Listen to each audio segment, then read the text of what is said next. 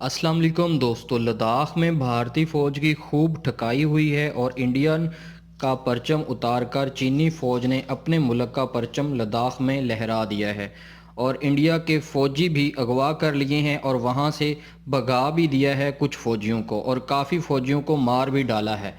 अब सारी दुनिया में इंडियन फ़ौज का मजाक बना हुआ है। लद्दाख में शर्मनाक शिकस्त पर जनरल बख्शी ने एक साइड की अपनी मूंछ कटवा दी है।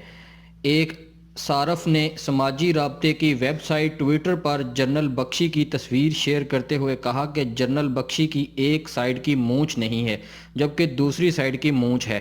ट्विटर पर चीनी फ़ौज की जानब से भारतीय फ़ौज को लद्दाख से भगाने के बाद भारतीय फ़ौज का खूब मजाक उड़ाया जा रहा है।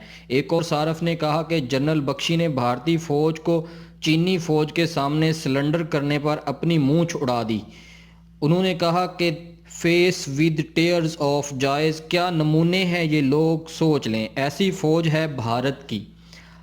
एक और सारफ ने लिखा कि जब पाकिस्तान से मुकाबला होगा तो तेरी दूसरी तरफ वाली मूंछ भी कटवा देंगे। वाज़ेह रहे कि चीन और भारत की कशीदगी बढ़ती जा रही है और चीन ने अपने ख़तरनाक हेलीकॉप्टर और फ़ौजी उतार दिए हैं लद्दाख में और इत्तलाआत आ रही हैं कि चीन की फ़ौज 5 किलोमीटर से 15 किलोमीटर तक अंदर अपने फ़ौजी कैंप बना रही है और चीन के 5,000 फ़ौजी पहुंच गए हैं और कुछ फ़ौजी माउंट एवरेस्ट पर भी उतार दिए हैं। कुछ ज़राए का कहना है कि खलवान घाटी पर भी फ़ौजी उतारे हैं चीन ने, जो कि 3 मुख्तलिफ मकामात पर फ़ौजी 5 से 15 किलोमीटर LOC के अंदर मोर्चे बना रहे हैं और मोदी परेशानी का शिकार है और अपनी फ़ौज के जर्नैलों से सुबह शाम बैठकें कर रहा है और इसको समझ नहीं आ रही कि अब क्या करूं।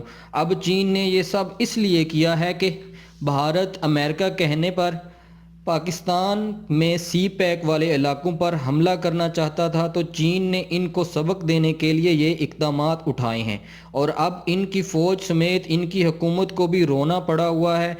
अब इनको उम्मीद है कि थोड़ी सी समझ आ जाएगी चीन के इस इक़दाम से कि अपने से बड़े काम में टांग नहीं अड़ाते।